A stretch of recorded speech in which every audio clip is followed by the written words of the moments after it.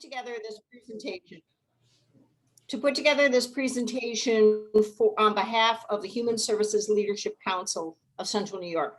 We're a member organization of 70 human services agencies, and a number of them are going to be joining us today. I've asked for this presentation, as well as hopefully a lot of Q&A at the end, to address the concerns of many of our agencies who range in size from 200 employees down to 5 employees, as to how to protect themselves from cybersecurity. What steps should they be taking? What things should they be looking at, both in their practices as well as their policies, both in terms of remote working as well as coming back, into the office environment. So with that, I am going to let our presenters introduce themselves. And once again, on behalf of the HSLC, thank you very much for putting this together today. And I look forward to a robust discussion at the end with Q&A. I ask people to start putting their questions into the chat so that we can address them toward the end of the presentation. There will be plenty of time for that. So without further ado, if you, Paul and others, if you would please introduce yourselves and take it away. Thank you so much. Great, Loretta, thank you for the opportunity. So I'm Paul White. I'm the sales manager for a local technology company, ACC Technical Services. We'll be 30 years in business this fall. And what we do is we help organizations of all sizes manage and maintain all the technology that's in use today. With me on my right is Mike Ross. Mike is the president of ACC. And Steve? Steve Stasakonis, managing partner, Secure Network. Interesting company. We're a group of penetration testers, ethical hackers, but we're also an incident response company that deals with somebody who gets compromised or hacked or breached or whatever you want to call it. And we work with these folks to help clean the mess up in terms of when somebody has to go through that unfortunate incident. So with that, you guys want to roll into this presentation here? Should we move to our first slide? We put together a presentation. Just hold on to your seats. Don't get scared. There's help. So how not to get hacked. We get calls literally every week from companies that get breached and broken into, and their hair is on fire. And once again, we're just going to share with you things we've learned from other people's mistakes. And the experts here will tell you why these are good practices, as well as things that you probably shouldn't do, right? Right. So there's plenty of stuff you shouldn't do, trust me, I've learned that. So a little bit of history here. Okay, so COVID came into play. And when it hit, every threat actor, which is a hacker, that we use threat actor because I guess it's a more polite word, I think now, and hackers being used by a lot of other trades. But threat actors, which are nation state bad guys, have learned that when the remote worker went home and the pandemic hit, right, it was a great way to break into a company, break into a business, and steal. And we've seen a lot of it. So we're going to talk about what to do and what not to do. So guys, I know that remote workers, when you saw the pandemic hit in, I think it was March of 2020, correct? Mm-hmm. Right. How many people called you up? Oh my gosh, we set up over 3,000 people in less than 2 weeks to work remotely. All right, so in 2 weeks, you sent all those people home. So needless to say, you guys are the experts, because clearly you've done it a few times. A few times, all right? So the one thing that we saw when people were putting people, in their home to work, remote access. Biggest thing that we saw that led to a breach was this, remote desktop. How many people did you hear enable that? Which, by the way, you've got to explain what this does, guys. Right. So this is a way for you to access from home your computer at the office, and it was in practice for years. Like it's how things used to be done before. Security became a thing. Our challenge is always clients that listen to us and clients that don't listen to us. Mm-hmm. The clients that didn't listen to us, that's how they said, "Well, we can do this." Right. And the clients that didn't listen to you guys, we saw them get breached as a result of that. So what would happen is someone would open up a port in their firewall, doesn't matter which one, but the bad guys see the same ports that you guys were seeing, and they would come into here, they would connect to the machine. Now they're on your network. Now they're doing bad things. Right. So this was a very big mistake that people made. So the one thing we saw was that if you're going to go and use this solution, you can do this, but it's got to be tied to a virtual private network, correct? At 100% of the time. I mean, I know there's a bunch of them out there. In your professional opinion, they're all pretty good. What do you, I mean, you probably have your favorites, right? Yeah, we tend to use one. We have a certain brand of firewall we use. It comes with the VPN capabilities, and then we enforce it. We'll be talking about MFA. Right. And this locks things down from an encryption standpoint. Or bad guy won't see that connection, right? Right. That's correct. Everything inside this tunnel is encrypted so that no one on the outside can see it when it goes through the internet. Right. So, and once again, I think there's benefits of using that, not just at home, but if you're traveling as well. Oh, yeah. Hotels, It's airports. essential. It's an essential basic tool at this point. Yeah.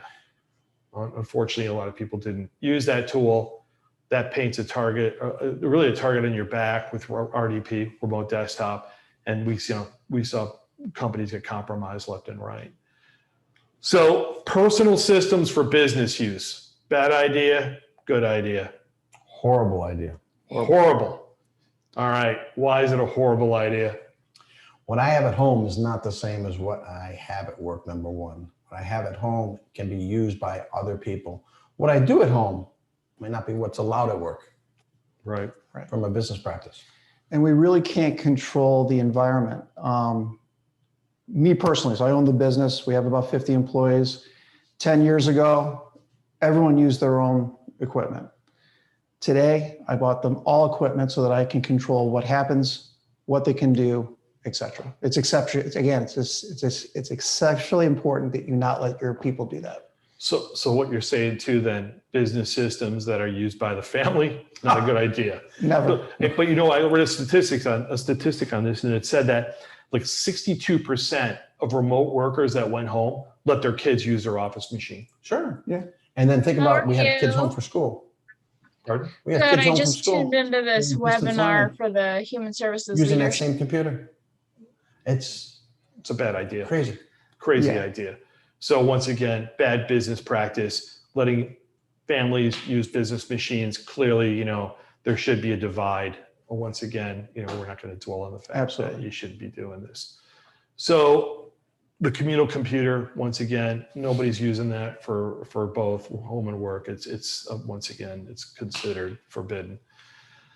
So the divide of work and personal computing, this was a huge issue because I heard companies complain about this, and they said, well, since they're going to be taking a machine home, since they're going to be out there and they're going to be using their resources, and we're having them do things probably even more so than an 8-hour workday. You know, would it be a bad thing for letting them do some personal stuff on that work computer? And so stuff like social media, shopping, personal banking, personal business. Bad idea, good idea. Bad idea. It's a bad Bad idea. idea.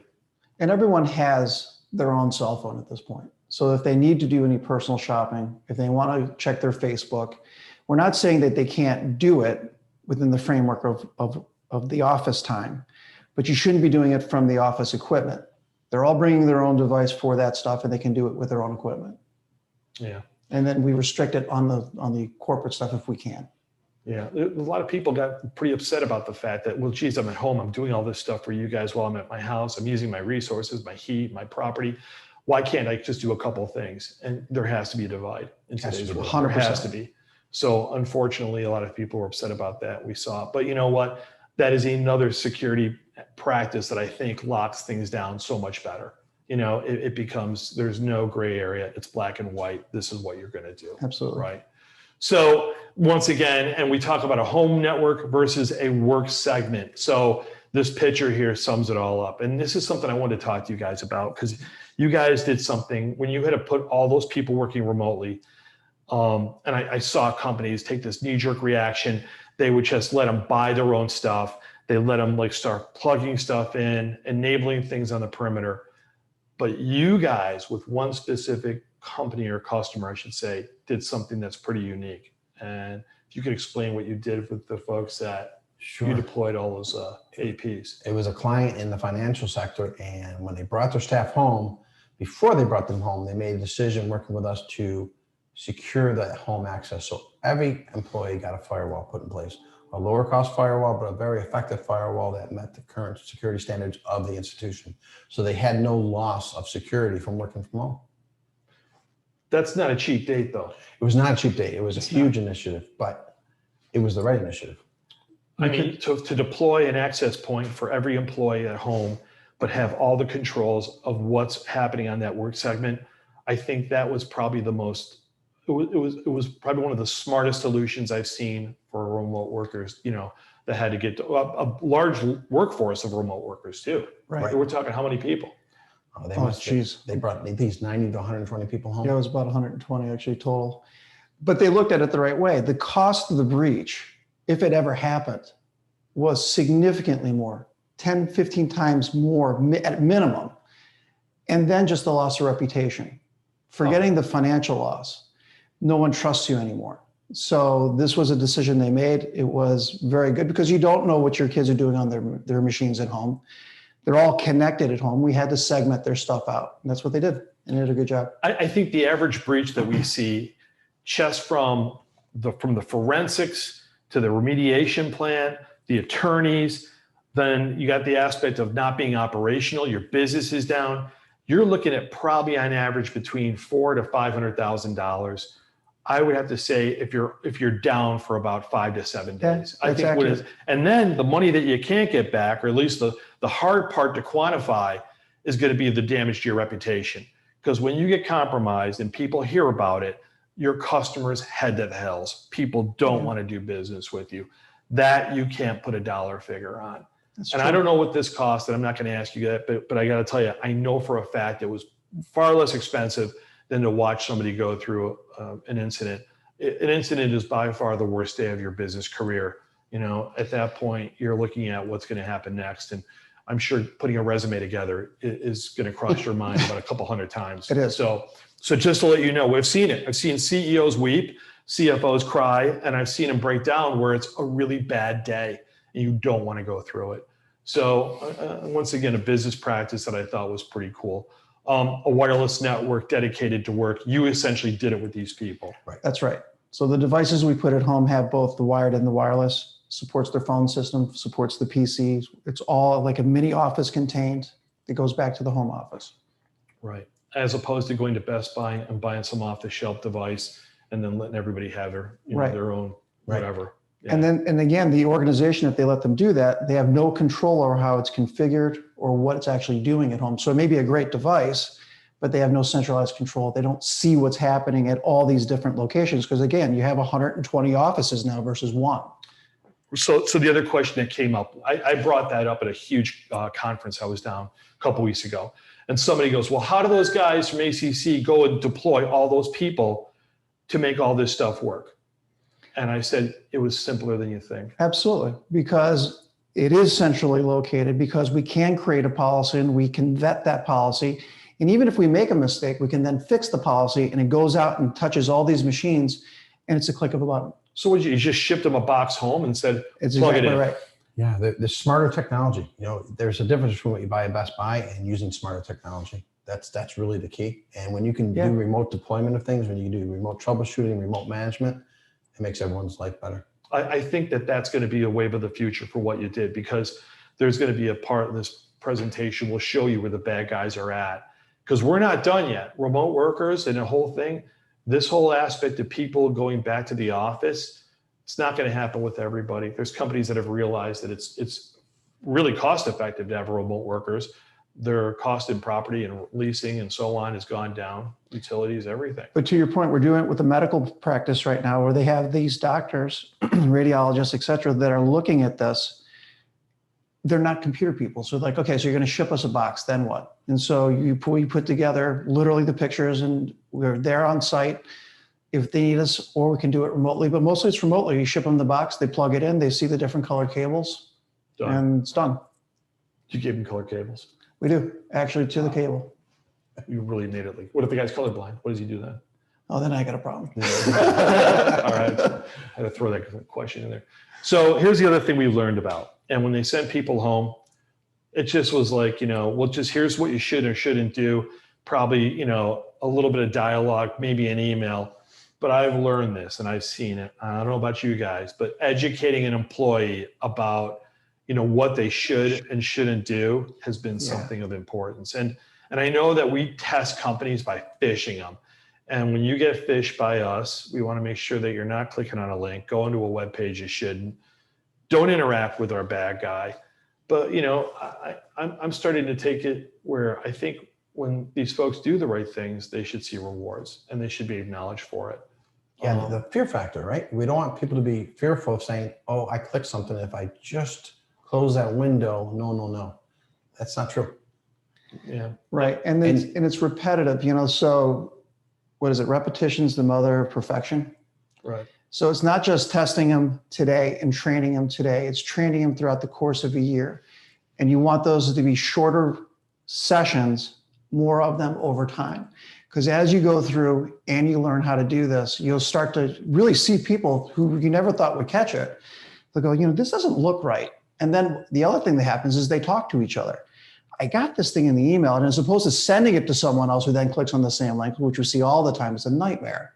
They'll stop and go, you know what? I'm not going to forward this link. I'm going to tell IT. I'm going to tell the CEO, my boss, and I'm going to tell my friends, I got this thing. Don't do it. And it really is effective. It really stops these problems from happening. The other thing, Rob, if you go back to that slide, there was one thing, train them with techniques to examine the things they question.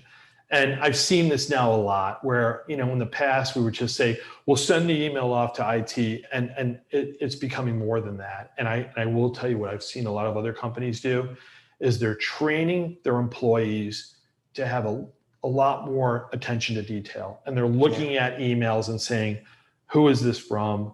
Where is this link tied to?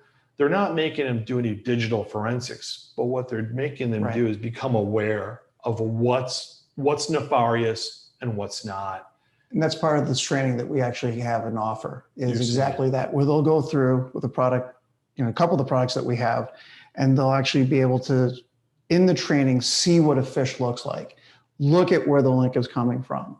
Is it really coming from Mike Ross? Our controller got an email from me saying that I wanted a wire transfer. It didn't come from me. It was a phish, but she knew, I was never going to ask for it because that was part of our conversation and our cultural training.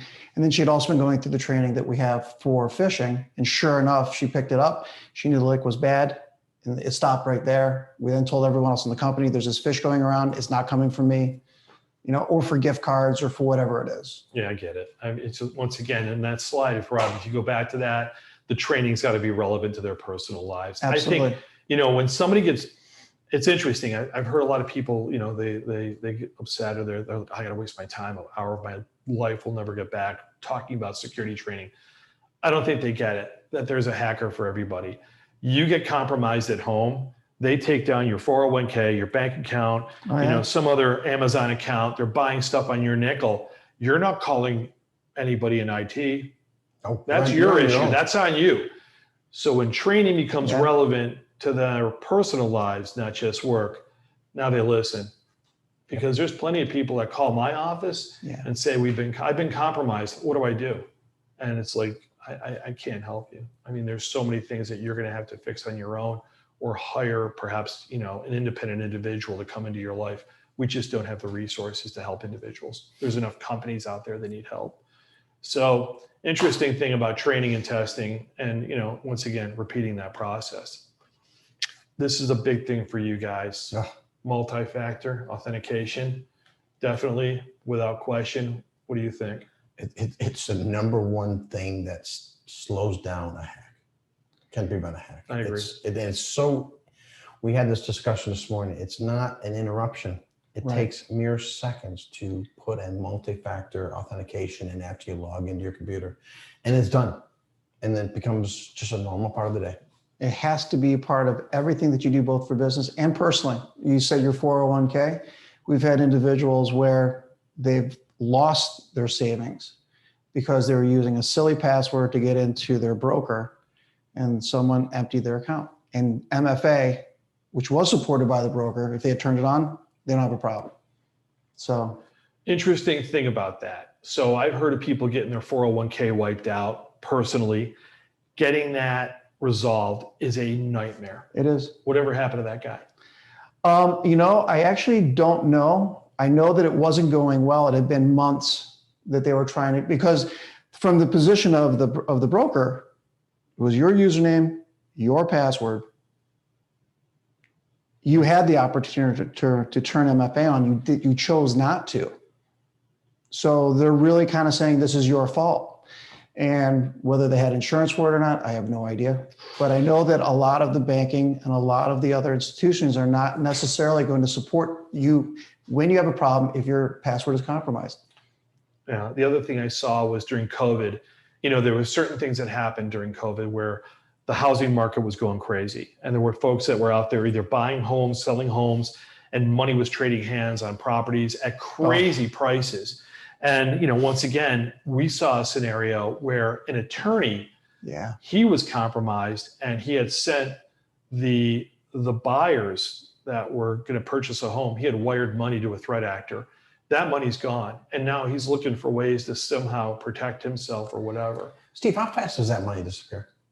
Quick. It goes real fast. It goes through now they used to use money mules, but now what they do is they establish a drop account. So they create a synthetic identity. They use a deceased person. They take that social security number tied to a living person. Then they establish an account at a bank in another part of the country where that individual could reside. They seed the bank account with some dollars in it and let it age like cheese. And then what happens, the minute they pull that scenario off, they wire the money into a domestic US bank, and our threat actor then logs in as that synthetic identity and then moves the money offshore to wherever he wants to move it. And the US bank doesn't have any idea because they assume it's just another customer doing whatever they want to do with their cash. Happens really quick.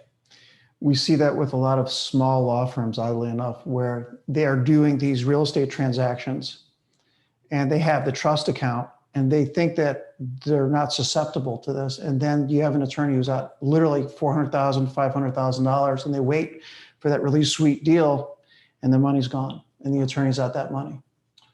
Yeah, and their escrow accounts too. Yeah. And it's interesting how you think that's a protected environment. There's no protections there. Absolutely. Another interesting thing that you guys brought up when we were talking about it is that as an individual, if you lose your money, I think you have a window of 60 days. It's called Regulation E that protects us as consumers. But as a banking business, there's no obligation for the bank to then replenish your account if you get compromised. It's on you. And it depends on the terms and conditions. We had Barry Thompson in here. This guy's a banking expert. He just said, he goes, it's on the terms and conditions. He goes, it depends on how that's written. And if it's in favor of the bank, they don't have to give you your money back. Right. Well, I know this one specific instance. It was a very small 2-person law firm.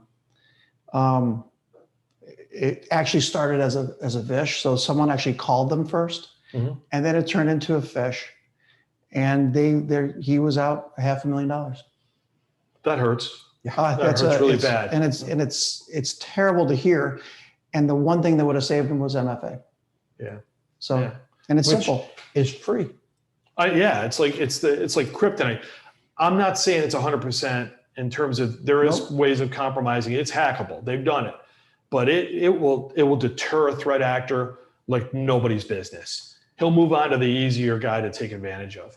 And most of the time you'll know. In fact, we just had one where someone actually was phished. They gave away their credentials. Their phone went off. They're like, this isn't me. Sure enough, we're seeing a login from, I think it was Asia. I think it was China, actually. Changed their password. No harm, no foul. Done. Move on. MFA, multi-factor authentication, Yes, way to go. If you don't have it, get it, because I'm telling you right now, it's like kryptonite. It really is. All right, this is a thing that I always go up against with people. Free antivirus and security software that basically costs nothing, all right? I know how I feel about it. What do you guys think? How good can it be if it's free in today's world? It's limited. Yeah. The big thing for me, the differentiator between free and enterprise is that, again, it's this concept of my guys being able to go in, and my women, by the way, it's not just guys, being able to go in and configure a policy that it's then applied to all the devices. And it gives us visibility into if you've got 100 machines, 5 machines, 300 machines, imagine being able to take and set a policy for firewalls, for antivirus, for then whitelisting and blacklisting. You can't do that with free. It's a one-on-one thing. And if you've got 100 machines that are set up differently, how do you know which ones aren't working? In the paid environment, it all comes back. You have a dashboard. You can see where your vulnerabilities are. You can tell when machine X that's sitting in Baldwinsville, as opposed to your office, is compromised. We can then make it so that we can then fix that. We can remediate it. And if we can't, we then know we can take the next step. You cannot do that with free. Just as simple as that. Yeah. So every dark web forum I go to, where it's a hacker forum that talks about, all these different antivirus products, they always bring up the aspect of, if it's free, it has this limitation of protection. If it's free, it won't be doing this. If it's free, you can bypass it or shut the service down. They know, bad guys know, if you're using free, you got a target on your back. And like we said here, free is worth every penny. The other question I have for you guys is that what's the average price on a good antivirus now? What is it for per seat? For personal? So for personal is $50 per seat. It's probably anywhere from $3 to full-blown what's called an EDR solutions, probably around $8 to $9 Per month? Per month per user. So you're $36 a year to as much as $100 a year, depending on what level of security, what level of logging, how do you want artificial intelligence to turn the machine off automatically or not? And it really is depending on what your risks are. So it's not one size fits all. So there's not really one product we talk about. We talk to our clients, figure out what they need, what their risk factors are, and then kind of recommend that solution to fit them. I still think it's cheaper than having an incident. It's even at $10 a month per person, it's so much more cost effective. Steve, it's the cost of doing business. Being in business, it's just part of the cost. Yeah. And here's the other problem on the personal side. I see this a lot when an individual gets compromised. It's like, well, I've been using the free version, but if I buy it, it's $60 and then I got to renew it. It's like, oh my gosh, another $29 a year. How sad, and $29 versus the hours you're going to spend on the phone trying to get your life back. People don't get it. Yeah. And then a lot of the paid versions will also then include simple, it's still simple. It's not the top and the end of stuff, but at least you'll get some dark web scans. Mm-hmm. So you'll get some other features, including identity protection. Also, they'll be scanning the websites you're going to because there are known bad websites, known bad redirects that you get with the paid versions that you don't get with the free. So exactly what you said. They'll know, the bad guys know what's not included in free. Yeah. And they take advantage of it. So once again, free, no. Not the way to go. All right. Open lines of communication. And typically, I brought this up with you guys because I know that you support a lot of companies. And the one thing I've seen is in some companies, end users, the folks that are, your worker bees, they won't call IT, or they're told perhaps they shouldn't do that. You guys, what's your opinion on that? Well, take it, scale it up into today's world. Hybrid workers, people working from, we use the word remote because remote can mean anything. So we had a situation, we saw a login from California. It was suspicious because it's a Central New York based company. And so we picked it up and we contacted you. Oh no, I've been working from home. Come to find out, they took an unauthorized because they didn't tell the company they were leaving the state, they were traveling, they were flying, they were going to another state, the whole COVID protocols that companies follow, and didn't want to let the company know that they were working in California. There was no loss in work time because you could be remote everywhere, but there's a classic example. Somebody going through. Yeah, and delay the truth, and so they felt persecuted. As an HR conversation, I think it's exceptionally important to build a culture of trust where your end users understand that if they have a bad click, we are all susceptible, myself included, of having a bad click. If my employee or your employee comes to the supervisor and says, I think something bad has happened. I think I clicked on something and I shouldn't have. You got to support them and you got to tell them, they all have to know that you're going to be there for them. And that if they don't come and they know that they had a backlink and they say nothing, that's when they're going to be in trouble. That's when they could risk separation from the organization. If they come to you and they're forthwith and they're quick about it, that's speed is everything. You know, if they come to you and say, hey, look, you know, my phone just dinged. I think I gave away my password and what do I do?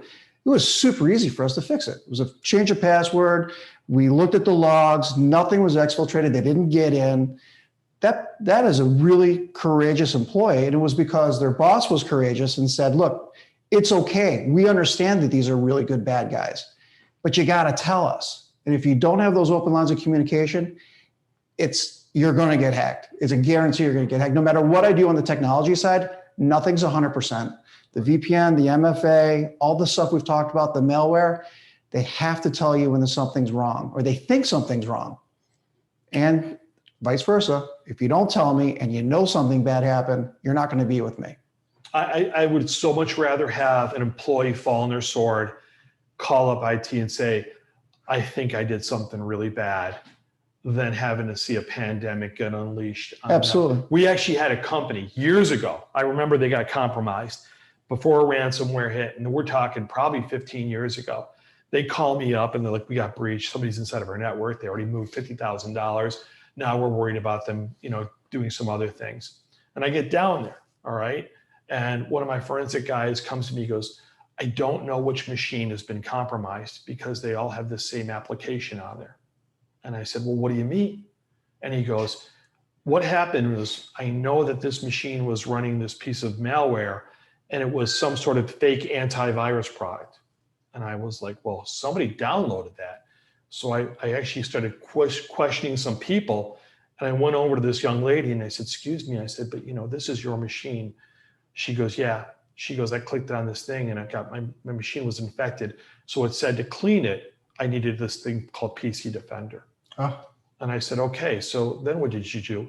She goes, I was worried about the other 40 people in my office. So I downloaded 40 more copies and she installed them across their domain. So, you know, there's a person that right away, she should have made a phone call. She took it in her own own effort. She went from a machine that was infected to a full-blown, literally a pandemic on their network. Yeah. And now this thing's talking back to Kazakhstan or some other place that ends in Stan that you can't pronounce. And then it was just a nightmare. But they lost 50 G's. And I think at that point, I think the bank, I think it was money was gone too. There was no replenishing that money. Yeah, it's terrible. So once again, you got to talk to your IT folks. You got to let your people, you know, have that open line of communication. Knowing the connection. So once again, we talk about connecting to wireless. And I'm telling you, I see it all the time. I come in the Armory, I go to coffee at Starbucks. I see somebody on their phone. Oh, where's the wireless? They're hopping on stuff. They're connecting to wireless. They're connecting to wireless right now. The complacency of understanding the perils of the wrong connection, it's out of control. Yeah. And I know that you guys have probably seen some horrors there too. Sure. What about who's sitting next to you at Starbucks? You don't know. And they're on the same network. They're watching you. Yeah, we're not sitting next to each other We, right now, but we will be. We Yeah, had an you're right. executive that was traveling. He was sitting in the JetBlue terminal. He had a MiFi, but it was just too much to pull out. He decided to connect to JetBlue because it's free, right? But it wasn't really the JetBlue because you don't know what the JetBlue network name is. And someone also put a fake one in there. He had logged into a bunch of different things. They had collected all the username and passwords. And then behind him, he also didn't have MFA because it was too much of a hassle. Of course, yeah. And so before he landed, they had already logged into his bank account, into his email. They had gone through all that stuff because it was just this man in the middle. He thought it was connecting to JetBlue. It wasn't JetBlue. And it was an expensive lesson for him. You're going to see that now happening more and more because as people are traveling now, they're back in the airports, they're moving around. Yeah. Complacency sets in. Hotels, the same thing.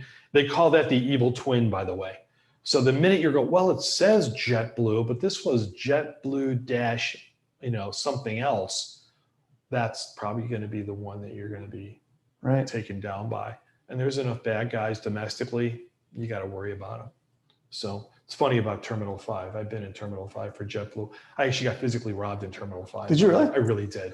Yeah, I know. I own a security company. I got robbed in Terminal. I was in the food court getting something to eat. A baby starts to cry. I'm on a tablet.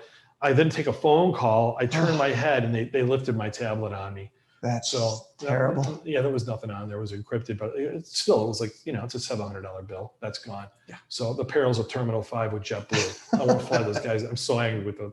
Not like it was their fault, but backing up remote systems. And I guess this is another thing that I heard this at a couple different conferences already. Well, geez, you want to back up all the people's machines from their home? Why would you do that? Why would you do that? Geez, there's company data on there. Why wouldn't you want to why would you want to know what people have in the data? Paul, the argument is that, well, all that stuff's in the cloud anyway. It's going back to the mothership, right? It doesn't always go back, A. B, the cost of, let's say you have a bad click. Let's say you just lose the hard drive. The hard drive just fails. The cost for me to come out and to put a new hard drive in, reinstall Windows, reinstall the apps, get everything the way they want it, make sure the printer works and all that stuff.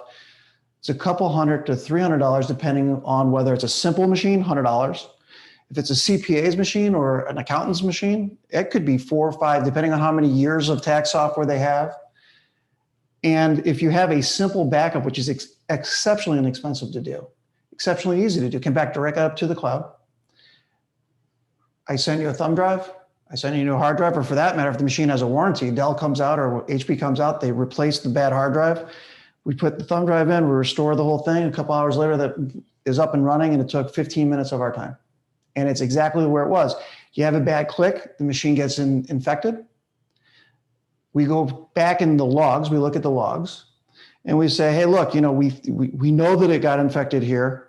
We think it was good over here. We're going to restore from here, and then we're going to make sure it's good. Otherwise, I'm just wipe and reloading the machine. If I don't know when you were infected, it's a wipe and reload, and it's $200 to $300 to get that machine up and running. And you've lost that productivity. That employee's not working. So there's a cost there. We're doing a job right now. Bob Clary and his forensics team are doing a digital forensics recover on a bunch of files that were overwritten by a software developer that's writing software. And this guy is like a smart guy. Like they're writing software for autonomous vehicles that are commercial, like the semis that go down the thruway and the highway. He's lost like a year's worth of work. Here's a guy that didn't back anything up, and now he's like, it's all corrupted. What do I do? It's like, we better start over. You better start writing a lot of code real quick. And it's exactly what Paul's saying. You think it's being backed up. You think it's going out to the cloud. It's not. And then you find out that it's not after you've lost the drive. Yeah. Well, it goes back to what we talked about earlier, defining the home work environment. It should replicate the office environment. And if you were backing up that workstation in the office, why wouldn't you want to also back it up at home? No, I get it. You're defeating your own policies. No, I get it. I hear about it all the time. It's like, well, and I think there's some magic wand we wave over a machine. Forensics is on the average $500 an hour. You're looking at 25 hours minimum. To get your data back, it better be worth it. And in some cases, you're not getting it back. It is completely vapor at that point. So it's unfortunate, but some people have, and I'm talking some really smart people have learned that lesson. Absolutely. It's not some guy that's just trying to make a living. It's the folks that are in the industry too. They're just to blame as well. They know better, right? So Rob, this slide here is kind of a big deal. Planning for a remote incident or planning for an incident. And you guys have always backed this up. We've seen customers that have been compromised, and we've done the forensics, and you guys get them back on their feet. And the one thing that I have to say, and you guys can maybe disagree, but if you don't think you're ever going to get hacked, it's not a matter of if, but when. It's when.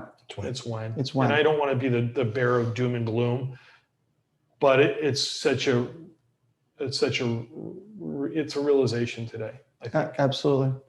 And so the one thing that we recommend is somebody gets cyber insurance. Now, this isn't like an advertisement for these folks here, but there's like, I think over 100 providers now with cyber insurance. You got to have a policy. You got to have something. And I know that when we work together, a lot of those folks have actually had a policy. So at least they had some sort of backup. Coverage is kind of a big deal, I think, in terms of what's covered, what's not covered. Wide open question out there in the industry. Yeah. So read and understand your cyber insurance policy. This can be incredibly difficult to read. Word of caution, I will tell you, I think that if you're going to get a policy, get a really good lawyer to understand your policy. So if it happens, he knows what you guys are going to get. Because I think some people, they just think that because they have the policy, it's carte blanche. And I don't know what's covered under your services, but I know what's covered under mine. Should you tell your story, Mike, about how we almost lost our cyber policy? Go ahead. Yeah, we lost. Well, so first of all, our cyber policy, the first one it took out was wrong. Why was it wrong? Because it was just covering my data. It wasn't covering other people's data. So it was first person. Okay. So that was a very big thing for me. I had to change the policy. And then once you change the policy, you get exactly where you want. Now all of a sudden they're asking questions in those, if anyone has gotten that 60 questionnaire on what are you doing? Well, if you're not doing certain things, you're going to be issued a non-renewal. You think you have insurance. You finally went through your turn. You had everything done that you thought.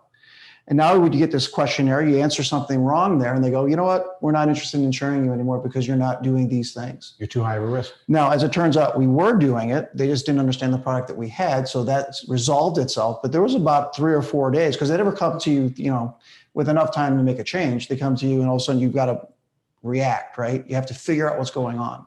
And as a business owner, it's frightening. So yes, I had to have my attorneys read it. I had to make sure that we were doing all the appropriate things so that they would insure us. And that's going to become a huge issue coming up for everyone. And go ahead. I was going to say, Steve, what do you think happens when someone gets that form from their cyber insurer, fills it out incorrectly or falsely, and that's on file? Yeah, that's bad. Yeah. Actually, in your chair, I had a lawyer sitting there when he's in one of our episodes that we do for YouTube. And I said, so, hey, Paul, what if you, his name was Paul Green. I said, hey, what if you lie on the form? He goes, well, I'm a lawyer. You're not supposed to lie. So he says that. But he says, if you lie on that form and you have an incident and they figure it out that you were misleading them, you're not getting anything. He says it's going to be really tough because they don't want to pay. There's so many breaches now.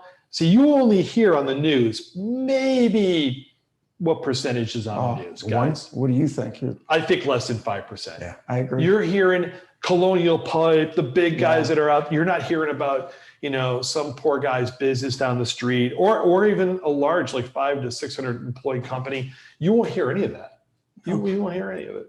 So So it's just very interesting, and how many companies are getting breached. They're paying out too many claims. If they can refuse a claim, I'm sure they would just deny it. They would be like, no, there's no way. Yeah. So Loretta wants to leave at least 15 minutes for Q&A. Okay. All right, we can actually, if you guys would like, we could take some questions and answers. I mean, we only got a couple hundred slides left to go through. No, I'm just kidding. We covered all the important stuff, and actually ending up with an incident is the part that usually leads to a lot of questions. So, Rob, can you open this up for questions, or Absolutely. are you going to read them off, or can they actually? Yeah, I can read them. Can we unmute them? We can unmute if anybody wants to ask a question. They can unmute. We just got to have it so we don't step on each other. That's the only thing we got to worry about. Yeah. Let them know if they have a question. You can unmute, but we're going to read through the You questions. guys ready for questions? Let's go. Sure. All right, let's answer some questions here. So, Hillary Kent asks, what was the difference of working in office versus home in terms of the hacker thinking opportunity? The difference of working from office or home, thinking of opportunity. Well, you're dealing with the most sinister of sinister people. He doesn't care if he could get into your office, but if he can't get into your office, do you guys think he would actually take you down personally? In a minute. In a minute. And if you got some dirtbag in some other country that's going to get $300 out of you, he doesn't care. Right. It's probably more money than he's going to make in a month. Well, let me ask, I ask this of CEOs all the time when we talk. How many of you have a firewall at home? Oh, most people don't even know what a firewall is for their Sorry, personal. Spectrum and Fios, don't listen. No. That cable modem is not a firewall. No. Trust me. Once again, hackers don't care. Hillary says, no, I meant working in office versus working at home. I think I know what you're saying. So the reason why the home office has become such a rich target is because most people are not separating the home from the business asset. So it becomes a very easy target for them to then embed a piece of software in you. And so then all of a sudden I'm on your machine where I couldn't because at the office it's protected. One of two things is going to happen. Either you have access to stuff in your office and all of a sudden that's a great way to get in, or I'm just going to sit there. These guys are patient. They may sit in your email for months and they will do no damage. So now all of a sudden your machine's infected. You then bring that machine back into the office and now they're inside the firewall and now they do their malicious things. So that's why it's a much more rich. I think that's the question, is why would they go after you at home? It's because it's just an easier target. It's a soft target. So I threw this slide up, and Rob, thanks for showing this, because every hacker forum and a lot of the chat sessions in the dark web that I go to, a lot of the threat actors are talking about this. They said, okay, we've infected machines within the worker's remote environment in your home, and we're not going to do anything to the user at home yet, because we know if they bring the computer back to the office, something will change. An IP address, it'll send a beacon back to the command and control of our threat actor, and now he has access to the inside of the office network. You're dealing with guys that are incredibly diligent. The nation state threat actor today isn't some hacker from 20 years ago. And get it out of your mind's eye that it's some guy in a basement drinking a liter of Coke and his grandmother's yelling at him. That's not the case. You're dealing with a guy that probably was trained by some Russian group of really technical folks, or Chinese, or some other nation state that has billions of dollars of funding, and they got old and they retired. And the only way they know how to make money is stealing, and they're doing it in a criminal, organized fashion. Yeah. That's what you're up against. You're playing chess every day against a master chess player. That's the way you got to think about this. Yeah. So the vector of what that question was, it's a bit concerning. I think we're about to see a whole new slew of hacks happening. Any other questions, Rob? Loretta Zolkowski asks, one, could the training be done via webinar, and what would be the cost? Two, many of our member nonprofit agencies are small and don't have massive IT budgets. What is a reasonable low-cost solution for an organization that has a budget under 1 million in total annual revenues and probably fewer than 75 employees? I mean, hard question to answer. It Hard depends question to typically answer. on size of groups and so on. You know, I'll start with, we've always followed a best practice for every client, and there's things that we recommend. So I think the first thing, Loretta, is listen to whatever IT resource you have. Understand they're trying to help you, they're trying to protect you, and follow their advice. That's the first step. And that's, again, goes back to what I said earlier, the cost of doing business. It's a cost of having a network. But also understand things are changing, that the risks are higher, the tools are better, and it's going to increase your cost. So can you do training via webinar? Of course. This could be a training session. So you can record it. You can have a person convey to your audience no matter where they are. I mean, I don't know, like, what the cost of like some of the solutions for phishing training is. Yeah. I mean, what does that usually cost per user? You know, it's how do you It's weight it? usually about, I'm just go out there and say it's anywhere from $3 to $5 a month per user. So it's not terribly expensive. It is webinar, essentially. They're videos. Again, what you want is someone that's going to manage it to make sure that people are actually doing it. They're doing it on an ongoing basis. Some are much more expensive. They can go up. That's why it's hard for us, because it really depends on the environment, and it depends on what your budget is. Because oddly enough, I am an accountant, so I understand budget. Money is not unlimited. Even a $3, $4 training is significantly better than nothing. What's important is that it's ongoing. It's not a one and done. This is a forever, because as you guys know, it's changing every day. It's a nightmare. It is. I mean, I know that we do sessions for people. Training sessions are less than $5,000 for the group, and it depends. We have a fluctuation, a range of how big those groups are. But that hour, somebody says, well, geez, that's $5,000 an hour. It's not the cost of the hour. It's to develop the curriculum. It's go find out what the hot buttons are, Right. what their business practices are, and then make it relevant to them, not just at your business, but to them personally. All the other stuff. Right. And And so if you don't have that money to spend, and by the way, you kind of have to find it. And whether you find it through a grant or you find it through something, it really is that important, because without this training, you could wind up not being. There are organizations that stop. You literally, I know of a CPA firm out in, well, somewhere in New York that decided they were just done. They weren't going to, I think they were being ransomed for $2 million and then extorted for another $2 million. Yeah, it's brutal. And they decided, you know what, we're just not going to be an entity anymore. So whether it's a very low end, that's, again, it's hard to say what it is, all the way up to what really is quality, right? Because you're getting really rich information there and showing people hands-on. Yeah.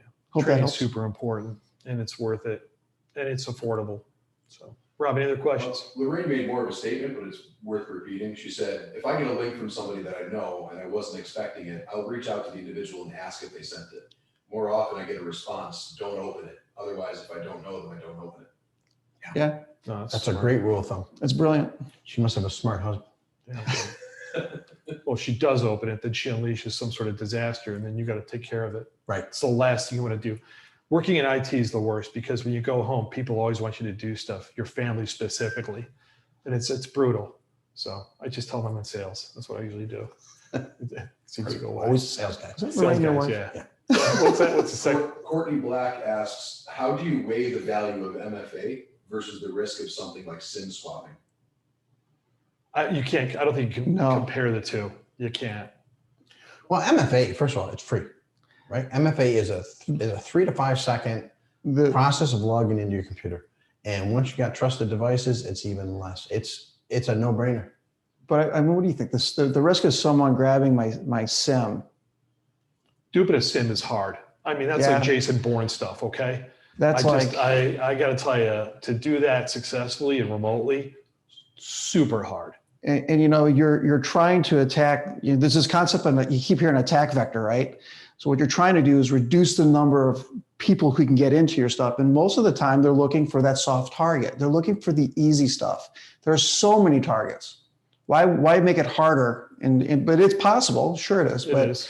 I would rather turn MFA on everything. And if you're really concerned about it, go to like a YubiKey. Yeah. And then there is no SIM. Hillary's got a great follow-up question to this. How do you get MFA? Oh, depends on the application. So if you're Office 365, it's included. You go, you turn it on. You'll have either a smartphone, or if you have something like a YubiKey or some sort of token, right? And you basically go in, you see the QR code, you take a picture, and it's there. Mention solutions like LastPass. Yeah. Yeah. Like LastPass, Oh, then e-wallet. absolutely. You can, well, so absolutely. LastPass, Duo, those things for third-party software. So if Yeah. they, ID Active, another one. or actually you can even use something if you really want Google.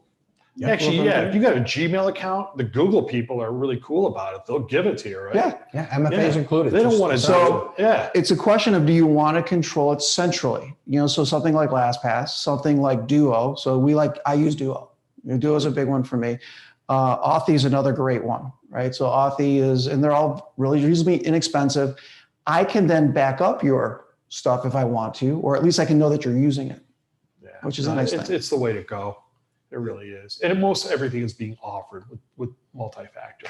Yeah, that was what Hillary followed up with. What about personally, like bank accounts and Amazon? Yeah. 100%. And it's 100%, yeah. free. You just go into the security settings, you go up to the little wheel up top or the cog up top, you click on that, security, turn it on. We have to, but this free thing is good. This free thing is This free good. thing is good. Especially you for can home go with users. This free thing. The antivirus thing, not good. This free thing is good. Okay. Because at least you're doing something to make it harder for them because they're not necessarily just going to brute force your password. Sometimes you're just going to give it to them. That's Yeah, the it's fish. unfortunate. I know. Another question there? Loretta asks, can you please recommend antivirus software for our member agencies to consider? Number one question I get at every speaking engagement. I ask these guys. I'm going to let you guys respond. I'm not going to say it anymore. Oh my God, it's Don't use a free one. It's don't use a free one. There's your answer, Loretta. And it's like the weather. Yesterday and today, it changes. So we have, when I came on board at ACC, they were just migrating from one web antivirus tool to a new one. That has worked effectively for clients. But you know what? As Mike likes to say, the cheese has moved. We are now moving clients to a newer version of an antivirus that does more because the capabilities are there. So there is no recommendation. I was going to throw out Kaspersky because that's always the joke. That's the one out of Well, Russia. I would Can't be actually, using that one. if you're looking for basic antivirus, it's probably WebRoot. Yep. It runs light, it's not expensive, and it works reasonably well. It doesn't do a great job of logging what happened 3 weeks ago. It doesn't keep track of all your individual files of what happened. So then you go up to much higher, what are called EDRs. And the EDR solutions are significantly more, but WebRoot's a great little product. And it's, again, Well, I like the next gen stuff like Sophos. Sophos is great. And they cost a little bit more, Right. but I don't want to be on, I'd rather have that stuff, look at the heuristics. It's examining things. I mean, Right. spend the money. I mean, worst case scenario, personally, guys, $100 a year. Yeah. Yeah, it's the concept of free versus middle of the road versus something that's current. You're right. Well, the product we're going to go to is Sentinel One. So Sentinel One is a full-blown EDR. It does the heuristics. It keeps track of every file, looks at the MD5 hashes. It gets very, very technical. Internally, for us, we're absolutely going to use it, 100%. For someone, again, who's lower risk, but if I'm doing it on a machine that's taking credit cards, I'm not putting, I'm putting at least Sophos on And it. for this audience, if I'm doing it on a machine that has PII, personal identifiable information, or HIPAA data, that's Right. That's the target. That's the loop the guys are after. Yeah. They're bad actors. So that's where we're moving. Yeah. Another question there, Rob? I'm going to add this in. I think something like Bitdefender is good for Mac systems. You guys have been seeing Mac viruses too. So if you think of Mac systems. Yeah. Oh, yeah. By the way, don't think that because you're running an Apple product that you're going to be okay. Trust me, every threat actor, bad guy is saying, why are we letting off the people that go to the Apple store? They have more discretionary income than the person that buys a PC. Trust me, that vector is on target all the time. And let me tell you something else, okay? The guy at the Apple store, the genius that says you don't need an antivirus product, well, number one, he's not a genius, right? He's working at the mall. So that's the first clue. But I don't think he's technically literate enough to understand the significance of how those machines are vulnerable. They're Linux machines, they're computers that they truly are vulnerable. Oh yeah. So once again, don't think you can go unprotected there. I'm going to move closer to the microphone. Larry said it's difficult to hear the questions. Okay. I should get myself a mic. I could Yeah. Liz is asking about VPNs. She's saying, is NordVPN or VPN Pass the best? Liz, the question, okay, if I get this right, is NordVPN the best, or is there other, VPN Pass. or VPN Pass? I mean, you guys see personal VPNs all the time. Even on Howard Stern, I think they recommend NordVPN. For personal stuff, yeah. For corporate, so personal, yes. Yeah. And for corporate, we're pretty centric on Cisco products, Cisco Meraki in particular. The other one that I use is CyberGhost. And actually, when I travel, I fire that bad boy up. Right. And you can actually then toggle into where it looks like you're not in a location. You can put yourself in any country, and it's like $79 a year. So it's really inexpensive. Yeah. So that's a distinction, personal versus corporate. Again, it's that concept of you want, as an enterprise, you want to control what's happening where, so that's what we're doing. Gotcha. Rob, another question? No more questions? No more comments? Loretta, I think we're about at that 1 o'clock mark. Yes, I think we are. And thank you all very much. Thank you to our participants. Thank you to our presenters. And I just want to find out, do we have contact information if any of our people want to, is it at the end of the presentation? And I could send a copy of the presentation, or if people who are on this call want to get a hold of you. Thank you. Great. Yeah, So, you can go ahead. Thank you for having us. emails. Is it what P White at? Yeah, you can email info@acctech.com. We use the TEK versus the TECH, so that distinguishes us. That's because I was too slow at the beginning. Someone grabbed the real one. Someone got their own in Australia.